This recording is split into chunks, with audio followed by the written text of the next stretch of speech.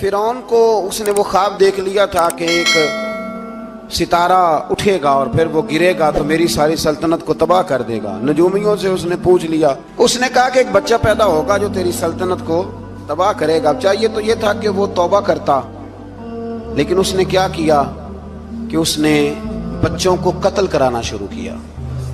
یذبحون ابناءکم، ذبح کرا دیتا تھا تمہارے بیٹوں اور بچیوں کو وہ زندہ رکھتا تھا۔ تو حضرت موسیٰ جب پیدا ہوئے تو ان کی والدہ نے پتہ کیا کیا، ان کو ایک صندوق میں بند کر کے دریا میں بہا دیا۔ اب دریا میں بہتے جا رہے ہیں تو ماں تھی تو پریشان بھی ہو گئی، ان کی ہمشیرہ کو کہنے لگی ذرا دھیان رکھنا کدھر جاتے ہیں۔ حضرت موسیٰ علیہ السلام دریا میں بہتے بہتے نا فرعون نے نا دریا کے کنارے مکان بنایا ہوا تھا۔ آپ کو پتہ ہے بادشاہوں کا ذوق ہوتا ہے، آج کل ہمارے جو حکمران ہیں انہوں نے اس کا نام فارم ہاؤس رکھا ہوا ہے، میرا فارم ہاؤس، اور پرانے زمانے میں لوگ ڈیرا کہتے تھے۔ تو اس نے بھی اس طرح کا فارم ہاؤس بنایا ہوا تھا۔ وہاں پہ حضرت موسیٰ علیہ السلام تیرتے ہوئے تابوت کے اندر صندوق کے اندر جا رہے ہیں۔ فرعون اور ان کی بیوی حضرت آسیہ بے اولاد تھیں، بڑی تڑپ تھی بیٹے کی، وہ بھی وہاں کھڑی تھی۔ صندوق تیرتا ہوا آیا تو فرعون نے کہا کہ جاؤ پکڑ کے لاؤ دیکھو کیا ہے۔ جب وہ لے کے آئے نا تو آپ کی ہمشیرہ جو نگرانی کر رہی تھی پریشان ہو گئی کہ یہ تو اس کے ہاتھ لگ گئے، یہ تو اب مار ڈالے گا۔ لیکن جب خوبصورت اور چمکتا ہوا بچہ دیکھا تو بی بی آسیہ کہنے لگی یہ بنی اسرائیل کا ہے ہی نہیں، یہ تو پتہ نہیں کہاں سے بہتا ہوا یہاں آ گیا ہے، تم ایسے ہی چھوڑ، یہ پتہ نہیں کہاں سے رکھ نہ لیں، رکھ نہ لیں۔ تو حضرت موسیٰ علیہ السلام وہ کہنے لگا نہیں انہی کے ہیں، موسیٰ علیہ السلام اسی کے ہیں۔ تو آسیہ کہنے لگی تیرے تو سر پہ نا بس بھوت ہی سوار ہو گیا، ہر وقت وہی لوگ تجھے یاد رہتے، یہ پتہ نہیں کہاں سے بہ کے آیا۔ اب رکھ لیا، مان گیا فرعون۔ آپ فرعون کے گھر میں جو اس لیے بچے مروا رہا تھا کہ میری سلطنت حضرت موسیٰ پیدا نہ ہو جائیں، تو اسی کے گھر میں پرورش پانے لگے، اسی کے گھر میں۔ اب عورتیں منگائیں گئی دودھ پلانے کے لیے، تو حضرت موسیٰ علیہ السلام کسی بی بی کا دودھ نہیں پیتے، تو آپ کی ہمشیرہ نہ وہیں دائیں بائیں گھومتی رہتی۔ تو کہنے لگی جناب آسیہ سے کہ میں ایک بی بی کو جانتی ہوں، بڑی صاف ستھری ہے، مجھے امید ہے یہ بچہ اس کا دودھ پیے گا۔ تو فرعون کہنے لگا دوڑ کے لا، تو اپنی والدہ کو لے کے آئیں تو حضرت موسیٰ نے فوراً دودھ پینا شروع کر دیا۔ فرعون کو پھر تھوڑا شک ہوا۔ ایک روایت یوں بھی لکھی ہے بعض لوگوں نے کہ فرعون ایک دن اٹھایا ہوا تھا حضرت موسیٰ کی، ابھی تھوڑی سی عمر تھی، تو آپ نے اس کی داڑھی پکڑ کے تو ایک گھونسا دے مارا، جلالی تو شروع سے ہے نا۔ تو کہنے لگا آسیہ تو مان نہ مان یہ بچہ وہی ہے۔ تو حضرت بی بی آسیہ کہنے لگی کہ تجھے غلط فہمی ہے، یہ وہ نہیں ہے۔ اس نے کہا دیکھو نا یہ تو اٹھاتی ہے تو پیار کرتا ہے، اور میرے جب قریب آتا ہے تو اس کے لب و لہجے میں تلخی محسوس کرتا ہوں۔ اس نے کہا بچوں کو کیا پتا۔ خیر ایک طرف اس نے کھانے پینے کی چیزیں رکھ دی، ایک طرف انگارے رکھ دیے۔ وہ بھی حضرت آسیہ کہتی ہیں کہ تجھے سمجھ آئے بچے بچے ہوتے ہیں۔ حضرت موسیٰ بچے تو تھے پر تھے تو اللہ کے نبی نا، اللہ کے نبی تھے۔ جب اس نے کہا نا یہ بچے ہیں، تو حضرت موسیٰ علیہ السلام بجائے انگاروں کی طرف جانے کے، نبی تھے، وہ سیدھے کھانے پینے والی چیزوں کی طرف بڑھنے لگے۔ فرعون کہنے لگا اب بتا۔ اللہ تعالیٰ نے حضرت جبریل کو بھیجا، انہوں نے کہا ادھر نہیں جانا آپ ادھر جائیے۔ تو آپ آگ کی طرف گئے اور ایک کوئلہ اٹھا کے زبان پہ رکھ لیا۔ تو آسیہ کہنے لگی سمجھ آئی، بچے کو کیا پتا کدھر جانا ہے کدھر نہیں جانا، اگر وہ اتنا ہی خیال ہوتا وہی بچہ ہوتا تو آگ۔ اور بعض مفسرین نے لکھا ہے یہ جو حضرت موسیٰ دعا مانگتے تھے نا رب اشرح لی صدری ویسر لی امری، یہ وہ آگ کا انگارہ جب کوئلہ منہ میں رکھا تھا نا تو اس کی وجہ سے زبان میں کچھ لکنت آ گئی، تو آپ دعا کرتے تھے کہ یا اللہ میری زبان کی وہ بند گرا کھول دے تاکہ میں کھل کے فرعون کے سامنے بات کر سکوں۔ وہیں حضرت موسیٰ پلنے لگے، وہیں پلے، وہیں جوان ہوئے، وہیں اللہ نے ساری دولتیں دی، بہن بھی ملی، ماں بھی ملی، اور سارے عزیزوں کا پیار بھی ملا۔ اسی گھر کے اندر اللہ نے پرورش کر کے فرعون کے ظلم سے بنی اسرائیل کو نجات عطا فرمائی۔ موسیٰ پھر فرعون کے گھر میں پلنے لگے، اور جب جوان ہو گئے تو فرعون کے ہاں جو ظلم ہوتا تھا حضرت موسیٰ اس پر بول پڑتے تھے، جلال فرماتے تھے۔ تو فرعون پھر ناراض رہنے لگا، یہاں تک کہ اس نے آپ کو نکال دیا آپ تشریف لے گئے وہاں سے.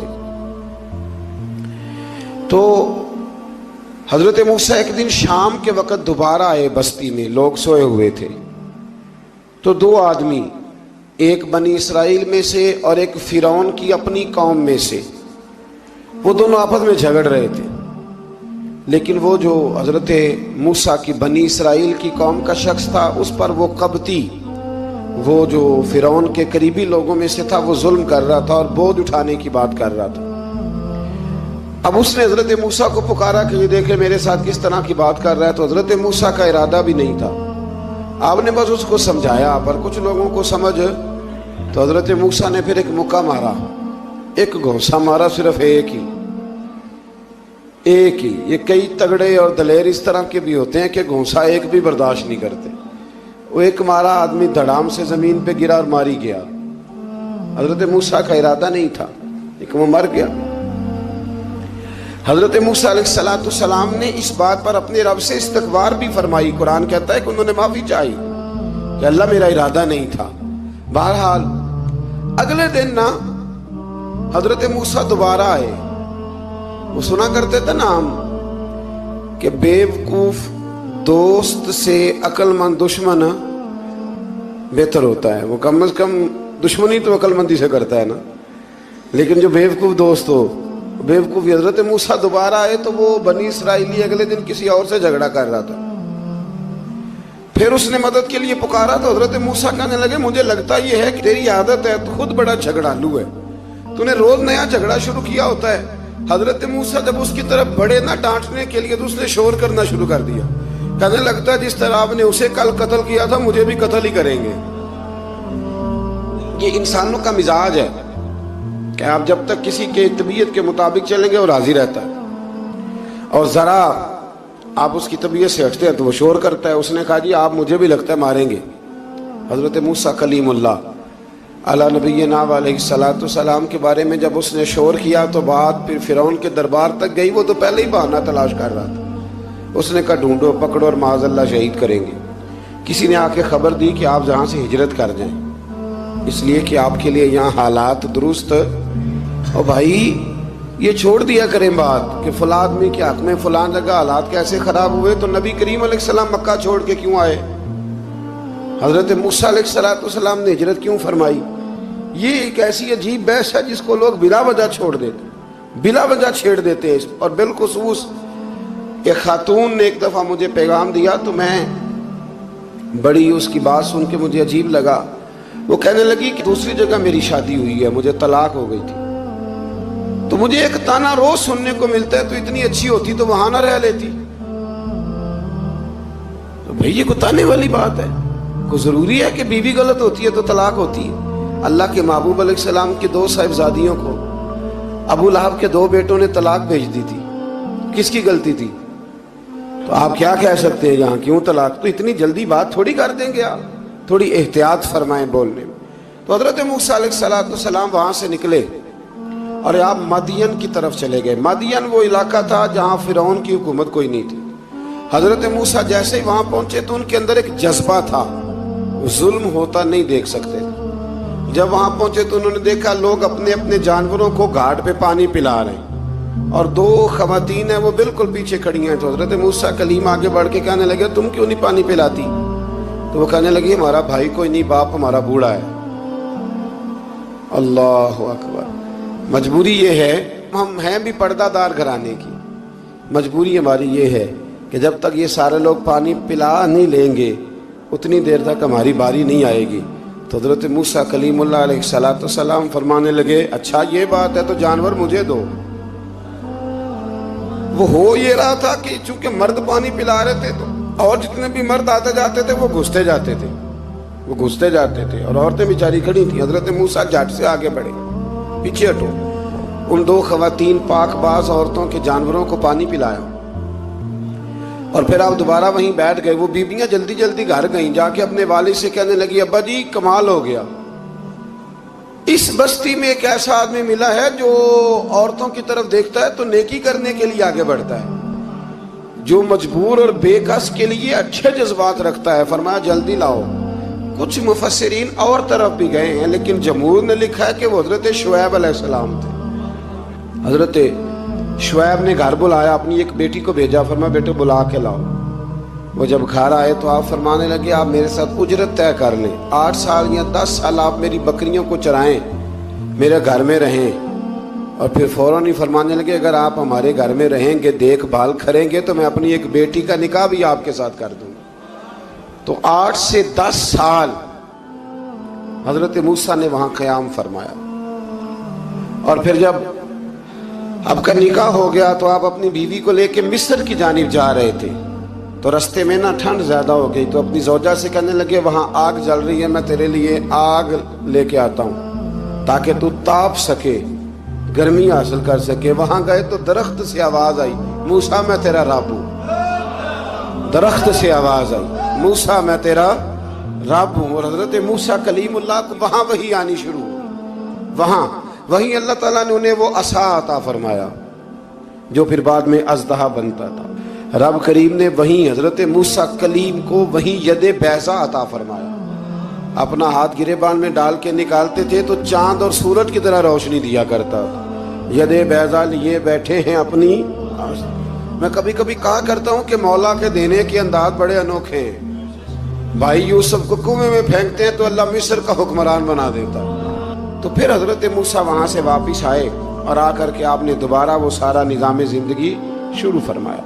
मूसा अलैहिस्सलाम ने उनको दावत हक दी और कहा कि मैं तुम्हारे पास वाज़े निशानियां लाया हूं, बनी इसराइल को मेरे साथ भेज दो।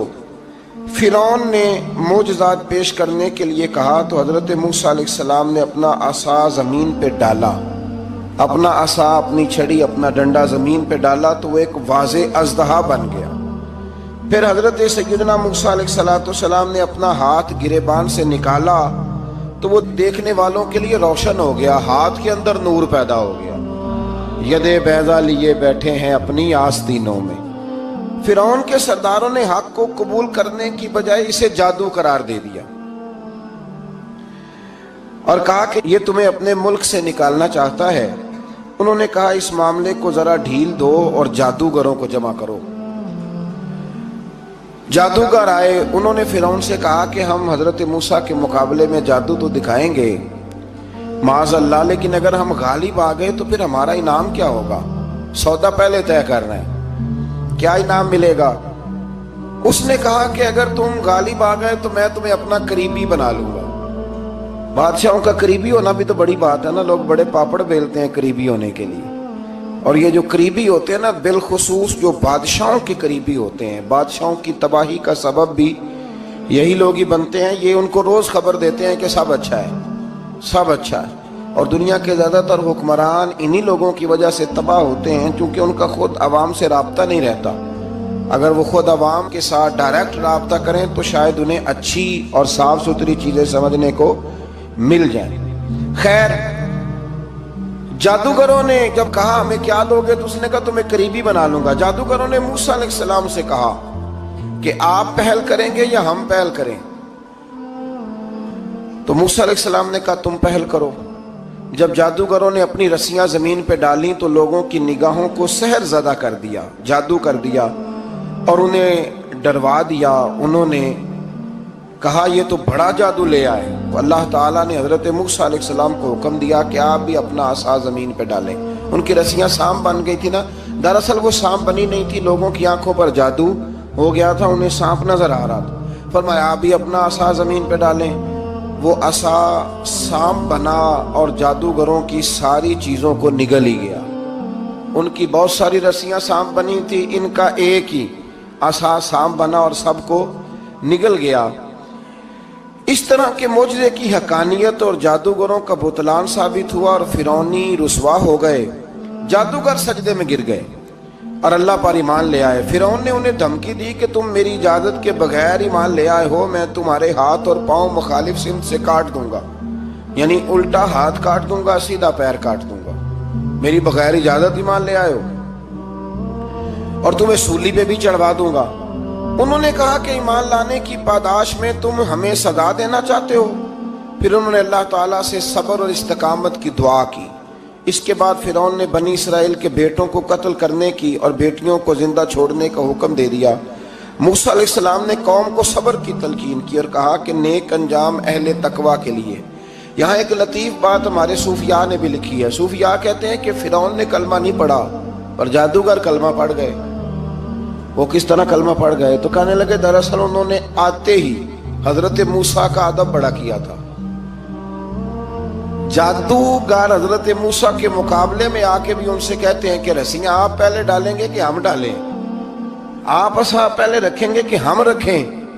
تو اتنا سا ادب کیا تو رب کریم نے فرمایا جو نبی کا ادب کرے وہ بے ایمان نہیں رہ سکتا، جو نبی کا ادب کرے وہ بے ایمان نہیں رہ سکتا، اور جو نبی کی بے ادبی کرے وہ ایماندار نہیں رہ سکتا۔ ختم ہو گئی بات۔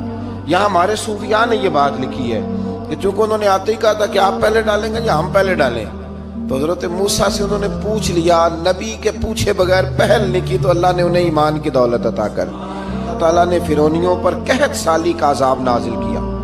فرعونیوں کا طریقہ یہ تھا کہ اچھائی کو اپنا کمال گردانتے تھے، کہتے تھے یہ ہماری طرف سے، اور برائی کو معاذ اللہ بدشگونی کے طور پر موسیٰ علیہ السلام کی طرف منسوب کرتے تھے، کہتے تھے معاذ اللہ آپ کی وجہ سے یہ سارا کچھ ہو رہا ہے۔ ہوتے نا، نہیں کہتے ہیں جب سے میں وہاں گیا ہوں تب سے۔ ہمارے بزرگ ایک لطیفہ بھی سنایا کرتے تھے کہ کسی زمیندار نے نماز پڑھنی شروع کی تھی تو اس کے جانور مرنے شروع ہو گئے۔ اب لوگ سمجھتے ہیں کہ معاذ اللہ شاید یہ کسی بزرگ کے سبب سے ایسا ہے، حالانکہ یہ تو اللہ کی طرف سے آزمائش ہوتی ہے، اس کی حکمتیں ہوتی ہیں۔ اللہ تبارک و تعالیٰ نے ان پر عذاب کیا نازل کیا؟ آیت نمبر 130 اور 143 کا بھی آپ سورہ اعراف کی پڑھیں تو اللہ تعالیٰ نے ان پر ٹڈیوں کا، جموں کا، مینڈکوں کا اور خون کا عذاب نازل کیا۔ یہ کس قسم کا عذاب ہے؟ جمعے پڑ گئے، ٹڈیاں آ گئیں، یہ اللہ نے عذاب نازل کیا۔ جب وہ عذاب میں مبتلا ہوئے تو موسیٰ علیہ السلام سے کہا کہ آپ اللہ سے دعا کریں کہ ہم سے یہ عذاب ٹل جائے، اگر ایسا ہوا تو ہم ایمان لے آئیں گے، بنی اسرائیل کو بھی آزاد کر دیں گے۔ لیکن موسیٰ علیہ السلام کی دعا کے نتیجے میں جب عذاب ٹل جانے کے بعد فرعونی پھر اپنے وعدے سے پھر گئے۔ بنو قریظہ والوں نے بھی کئی دفعہ حضور سے وعدے کیے پر اپنے وعدوں پر قائم۔ ایک بات آپ سے یہاں روک کے عرض کر دوں، ہم بھی کئی دفعہ کہتے ہیں ذرا بریک کبھی گاڑی کی نہیں نہ لگتی تو ہم ارادہ کرتے ہیں کہ آج سے ہی نماز شروع کر دینی۔ ذرا طبیعت زیادہ لیل ہوتی ہے تو ارادہ کرتے ہیں نا کہ بھائی آج کے بعد ہم نے نیک، پھر کیا ہوتا ہے شفا ہو گئی تو چھٹی ہو گئی۔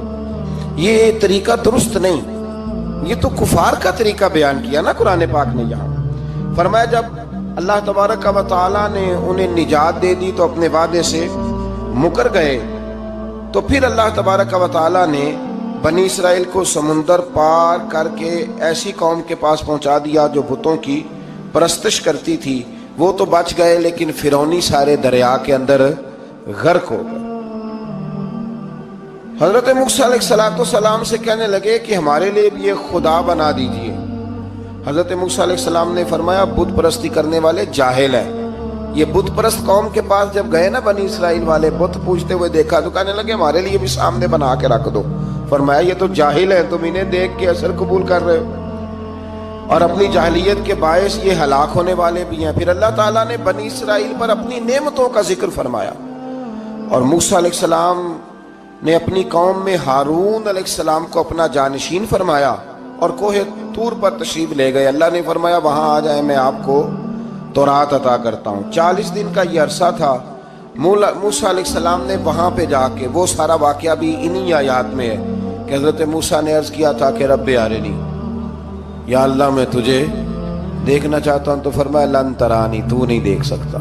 وہ بھی یہاں اللہ نے ذکر فرمایا۔ پھر اللہ تعالیٰ نے اپنی ایک تجلی جب کوہ طور پہ ڈالی تو حضرت موسیٰ علیہ السلام تاب نہ لا سکے اور بے ہوش ہو گئے، اور پہاڑ بھی ریزہ ریزہ ہو گیا۔ اس کا ذکر بھی اللہ نے انہی آیات میں فرمایا۔ آیت نمبر 144 سے 155 تک حضرت موسیٰ علیہ السلام کو رسالت عطا کرنے، کلیم اللہ کا منصب عطا کرنے، تورات عطا کرنے کا ذکر ہے۔ آگے چل کے بتایا کہ جو متکبر لوگ ہیں نا وہ آیات الہیہ سے منہ پھیرتے ہیں، اور جو لوگ اللہ کی آیات اور قیامت کو جھٹلاتے ہیں ان کے اعمال باطل ہیں۔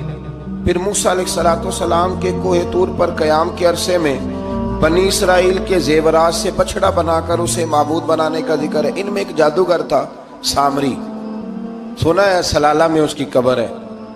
حضرت موسیٰ کوہ طور پہ چلے گئے تو اس نے پیچھے سے سونے کا ایک بچڑا بنا لیا، اس میں سونے کی تاریں اس کے منہ میں لگائیں، ہوا چلتی تھی تو بجتی تھی۔ اتنے کمزور عقیدے کی یہ قوم تھی کہ انہوں نے فٹافٹ ماننا شروع کر لیا، فٹافٹ ماننا، کہنے لگے یہ ٹھیک ہے۔ چنانچہ موسیٰ علیہ السلام جب واپس آئے تو قوم پر غصے اور افسوس کا اظہار فرمایا اور کہا میرے پیچھے تم نے ایسا برا کام کیا ہے۔ انہوں نے تورات کی تختیاں بھی زمین پہ ڈالیں اور اپنے بھائی ہارون علیہ السلام کا سر پکڑ کے اس سے جواب طلبی کی۔ انہوں نے کہا اے میرے ماں جائے، بڑے خوبصورت لفظ ہے قرآن پاک، اے میرے ماں جائے، اے میرے بھائی، قوم نے مجھے بے بس کر دیا اور قریب تھا کہ یہ مجھے قتل بھی کر دیتے۔ اب آپ مجھ پر سختی کر کے دشمنوں کو ہنسنے کا موقع نہ دیں، کبھی بھی دشمنوں کو اپنے اوپر ہنسنے کا موقع نہ دینا چاہیے۔ پھر آیت نمبر 151 میں موسیٰ علیہ السلام کی دعا اور کلمات استغفار کا ذکر ہے۔ آگے چل کے بتایا کہ غصہ ٹھنڈا ہونے پر موسیٰ علیہ السلام نے تورات کی تختیوں کو اٹھایا جن کی تحریر میں اللہ سے ڈرنے والوں کے لیے ہدایت اور رحمت کی بشارت تھی۔ آیت نمبر 156 سے لے کر 158 تک میں موسیٰ علیہ السلام کی دعا کا ذکر ہے، جس میں انہوں نے اپنی قوم کے لیے اللہ تعالیٰ سے دنیا اور آخرت کی بھلائی مانگی۔ اللہ تعالیٰ نے فرمایا یہ کامل نعمت میں ان لوگوں کو عطا کروں گا جو ایمان کے ساتھ تقوی بھی اختیار کریں گے، یہ انہیں